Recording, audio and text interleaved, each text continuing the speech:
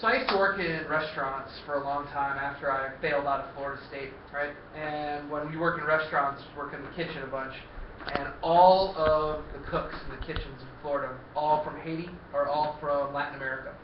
And so my boy Francois was talking to me about all of the problems that he had coming to America and how when he came to America, he didn't do it legally. You know, he had to get on a boat and sneak in.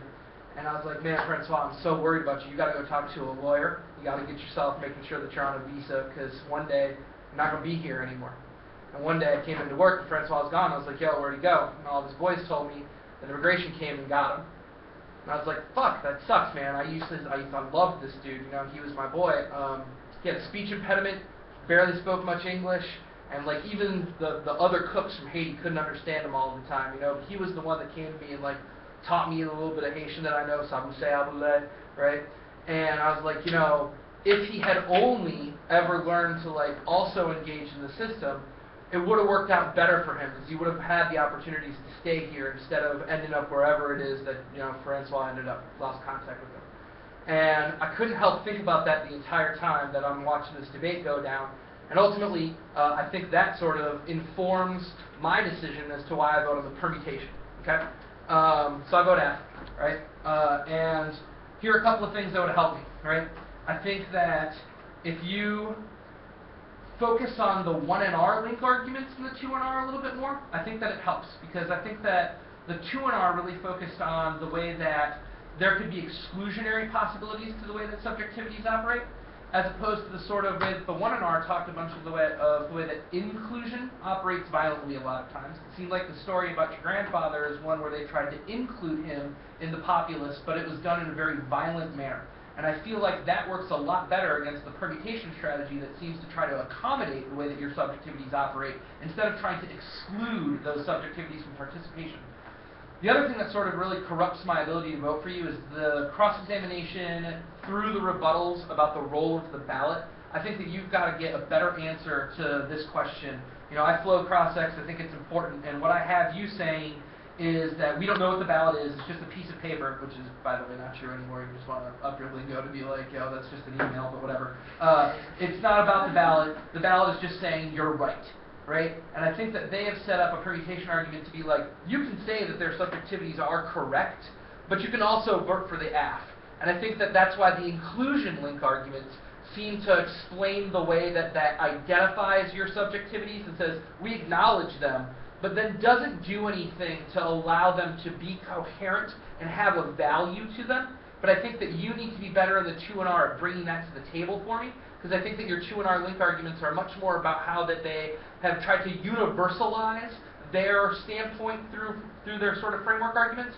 And I don't think that it comes to a point of universalization. I think that they say there's benefits to their framework argument, but that they try to accommodate you operating in that same space. And so I think that if your link arguments are more about why that move for accommodation are problematic, that that's a better place for you to be at the end of the 2 and R. Okay?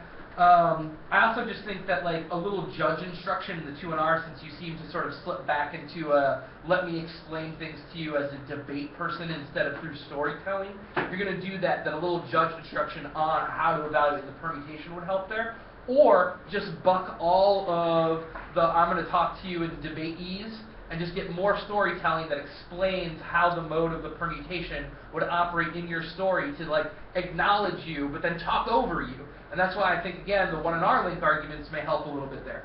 I also think that if you have a more on-point answer to this role-playing good stuff that they have, because there isn't really a pushback on why it fails, it's just more of a, you know, it doesn't really sort of allow our subjectivities to flourish, but that doesn't answer the offensive component to why their role-playing is good. So like some more, that role-playing forces us into other subjectivities, getting back to like why your story about, you know, not being able to say parsley, I'm not even going to try and say the word because I can't roll an R for shit, is a sort of form of why that role-playing doesn't sort of meet up to the sort of grounded in the experience of the room and grounded in the experiences of the embodied life that you have sort of fail, because it means role-playing to what? You know, inaccessible things that you can never have, and how that then does violence to you. I think it's sort of there's parts of that there in the 2&R, but I just want a little bit more to package that together to apply it to, you know, your role playing as different white subjectivities is sort of a space that I don't really feel, you know, brings anything to the education that I need from this space. So here is the sort of education that I need and why role playing fails that. Do you follow me at all on that? Okay. Your English is universal argument, I thought about for a minute. I think that your case list example sort of helps their uniqueness complaint to be like it's not about what happens in the rounds, it's about something that's much larger. And so if it is assumed as a universal, it's not that they've performed that it's performed upon them almost. And so I didn't really feel like there was also a way for me to really break out of that because it's the only language I know. And so I sort of feel some sympathy towards them to be like, it's not that we think it's universal, that's just all we have, you know? And so I feel a little bit of sympathy towards that, and maybe that's something else that if you feel like that's a strong link argument, you got to flush out a little bit more to be like, that's not sufficient. You know, you talked to us before the debate and we spoke English, that's not sufficient. And sort of bring up some examples of how that does linguistic exclusion or a violent inclusion, because I'm not really sort of putting that together as a link argument that I feel like I could put up. One other thing that would help either team is if somebody would create a sufficient impact filter for me. I think both of you are good at foregrounding why you say your impacts matter, but not very good at being like, and here's why they matter more than the other team's impact arguments do. I think that there's just sort of two ships passing in the night as far as being like, hey, you should prefer our impact arguments. End of the discussion as to why I should prefer them to somebody else's. Yeah, Connor? I'm just wondering with that type of thing, how do we make that without making it into a link? So if we want to be like nuclear war matters more, how do we do that without being like, this is a giant friggin' link to like Cuomo or why not get back into your role-playing good arguments about how there are things that have a political impetus that are not accessible from this space, so we need training to counter them. Almost like we need to know the technocratic language for war powers if we're ever going to be able to check the violent excesses of government. Okay. And that matters more than simply constituting subjectivities, because that violence will inevitably sort of check people from being able to constitute their own subjectivities. Your China bashing argument seems to really have salience there. You also need to do something about this solvency argument that they're making about how you all don't have knowledge of Europe, and so it makes your advantage claim suspect. I really am willing to follow them down that. I think I'm not assigning you much of your Europe advantage. I think I'm giving you much more of your China bashing advantage, because you're not really applying where that knowledge is flawed for that advantage, especially because their description of it is so much about American reactions and American politics as opposed to Asian politics at all. And so I think that there's got to be something there to sort of disrupt that AF advantage, because I'm totally willing to be like, I don't even give the AF any of their Europe advantage with your explanation of why they have no European knowledge. Y'all need to do better on combating that. I think that if they have more game on China is also flawed epistemology, that would leave you in a spot where I could potentially have voted neg on presumption, just to be like, I think your role-playing is so inadequate because of your lack of epistemological basis for any of your statements about Europe and Asia. It would help if somebody had a role of a judge, too, not just the role of the ballot. Like, what is my role in these things outside of assessing your right about your subjectivities or your right about role-playing being good? I'm sort of left sort of being like, the only thing y'all care about is whether or not I give you the ballot, but what is the process that I go through to evaluate whether or not, you know, you have gotten the ballot? I think that helps in any of these debates where there isn't sort of a direct confrontation to sort of figure out what my role in all of this ought to actually be in assessing, you know, why you all get the ballot. I don't know that the 1NC does as much as it could in this debate for you. I'm sort of feeling this demonstrates English isn't universal in the 1NC, and that there is a story that's going on, and I'm picking up on some of that more from your non-verbals than anything else, that you're just like astounded that they've missed the boat. But like, absent that, I'm not getting a whole lot out of the 1 and C. And so I don't know that deferring all of what you're going to set up is sort of putting you in the best position for the 2 and R. Because I feel like the 2 and R is so difficult that the best negative strategies are frequently ones where you've developed as much of the pieces that you want to get into the 2 and R as fully as possible, so that the 2 and R has a bunch of shortcuts to get to big explanations that you have in the debate. And so since you're all starting so much of your argumentative development in the block, I think that it may have disserviced you to give away so much of the 1 and Z. I feel like you could have very effectively done what you did in 9 minutes in probably 3 minutes, and then also develop some of these other arguments that get surfaced later. Now, if you think that there's some benefit to deferring to the block, like, that's on you, and, you do your thing, but I'm just saying, for me, I feel like it sort of didn't really come together for you in a way that was beneficial in the 2 and R in this debate.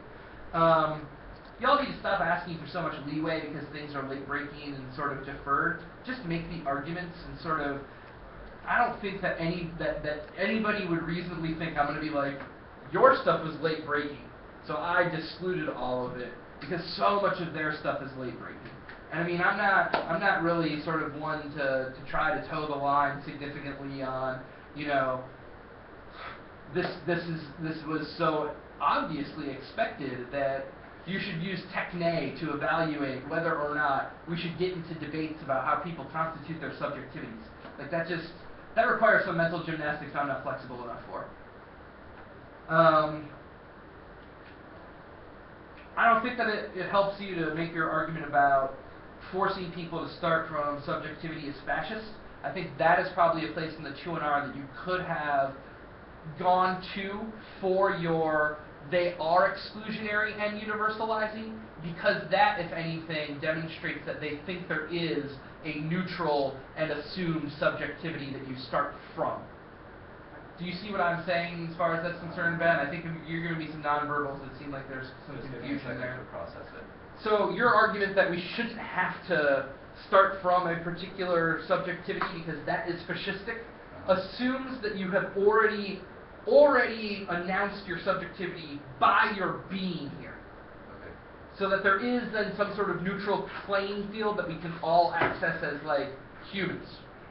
But that all sort of gets tied to their argument about how you have placed yourself as the English-speaking Americans that think your subjectivity can be universalized for everybody in debate.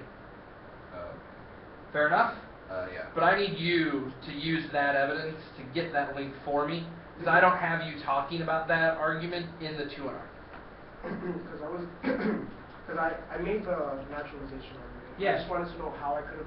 This is you need to tether that to their fascism of starting points argument, because that's the only thing that I think that intuitively for me says that they think that their starting point is a neutral one. The rest of the sort of arguments that I think that they've built just say that role-playing has a benefit to it, not that it is a universalizable concept.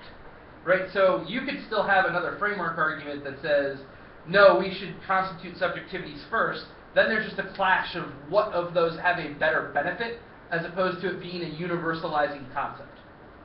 The fascism argument does not do that. Right? That, I think, has a danger to it that I think you could seize on to be like, even if the 1AC doesn't have a universalizing capacity to it, and even if their framework argument doesn't have a universalizing capacity to it, their argument about how we shouldn't start from the position of how we constitute ourselves as subjects, that has a universalizing element to it. The argument was explained as like a method argument, like we can know things other than from personal narratives. It would be useful. I think it's dangerous. I don't think it's useful. I don't see, for me, that being something that at the end of the debate I'm going to be like, yes, we should just try to universalize the idea of a subjectless position. So how do you think that if there is more of the, I guess, we don't know subjectivity of Europe, we don't know subjectivity of congressmen, we don't know subjectivity of, just kind of list everything we would need to know. How about we don't need absolute knowledge, we have contingent knowledge, and it's sufficient to make the advantage claims that we have. Okay. There's a lot of people we're reading that are speaking from the perspective of Europeans. They have that knowledge. Okay. There's nothing that says that we should not give them good faith in the argument that they've constructed. Okay. And on this same argument, I was curious, did you think it would be useful if in the 1AR I had read a piece of evidence that was like from the personal perspective of someone else? So like, we have evidence just like, this is like the perspective of people who have been like drone attacked, or like some of that stuff. Would that be useful? I don't think you need to read a narrative for that. I think you can just say, if you put yourself in the subject position of Yemenis and Afghanis, they would want us to stop droning them. Okay. I think that as soon as you read the narrative, it opens up a late-breaking bag of worms that allows them to make some arguments about speaking for others instead of constituting your own subjectivity. I don't know that they would do that, right? I'm not even assuming that they would. Okay, cool. Yes, they would. But that's why I think that that's a dangerous move to do, particularly in the 1AR, right? Because if they then, in the 2NR, go hard on that move to speak for others is dangerous, it puts so much pressure on the 2AR to have to deal with the old debate and then this new impact turn as well that you've sort of stumbled into. Yeah, that makes sense. I had just one more question regarding how I could have had the interaction. Like, what role the judge would have? What role the judge could have imagined yourself in, where the evaluation would have been easier, specifically for our side? Sure, no, I got that.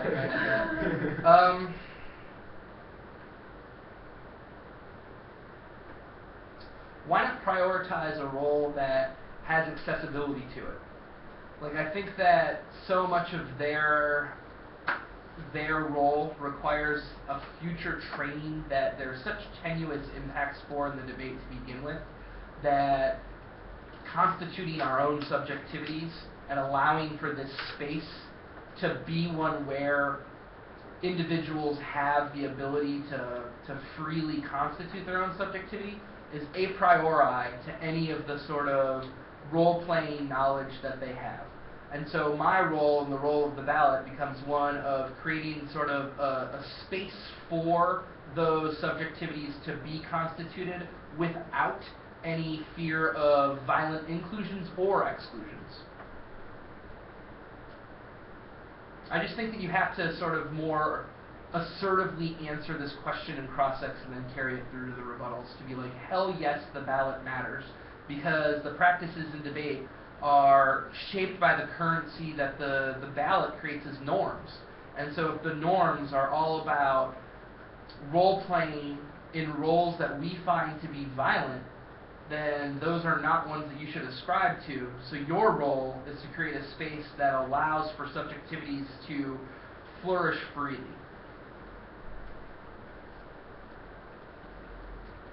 You know, the prior consideration isn't even for me to be an educator, it's for me to be a person that doesn't make other people check themselves at the door.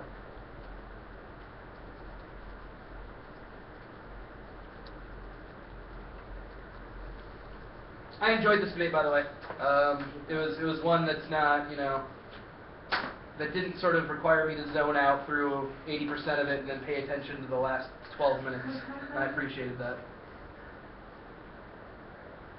I definitely like how you saw your arc in the story. Right on. Yeah, it was like a metaphor. I could like relate to it. Cool.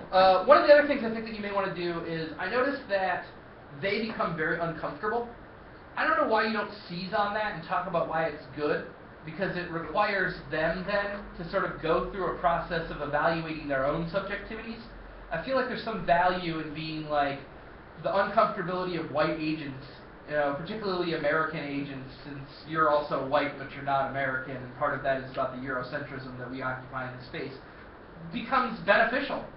I thought that there was something to that, and I'm not exactly sure what it is, but as I'm watching it go on, I'm like, you all were so apparently uncomfortable, and I don't know why you didn't be like, fuck yeah, be uncomfortable, we want that, that's good.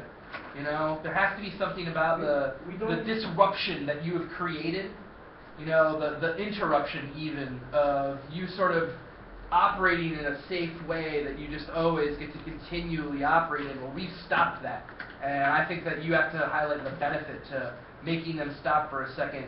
You know, the sort of confusion that you've displayed in cross-ex to be like, what do you mean you didn't understand? You all don't speak Russian? I thought everybody did. I don't know why there isn't more of seizing on that moment to be like, we constantly have to go through that. Getting them to go through it has a benefit as well.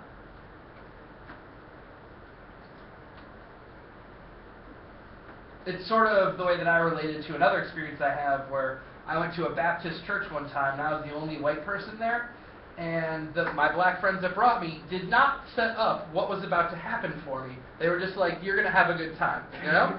And shit gets live up in those places. And I was looking around like, I get why they did this, because they are in the same experience all of the time, and so it required me to sort of really step out of who I was for a minute and, you know, figure some things out about the world. And I think that you should sort of be like, we've already won the ballot. By the very fact that we have disturbed your complacency and the way that you think your own subjectivity is universal and natural in this space, we've already won.